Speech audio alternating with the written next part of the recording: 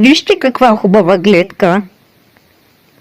Вече не е хубава. Развали ми цялата гледка, мадрисло! Так завърти додолу. Оле, това кристал ли е? Бабо, ти си била богата и не си ми казала и живееш в тая мизерия. Хайде ходим на Малдивите, бе. Мадам Гранушка, вие влизате първи в Меркенделеса. Обаче това е верно, бачка. Вече сме едно цяло с къщата. Ето го и паяка. Здрасти, сладкишче.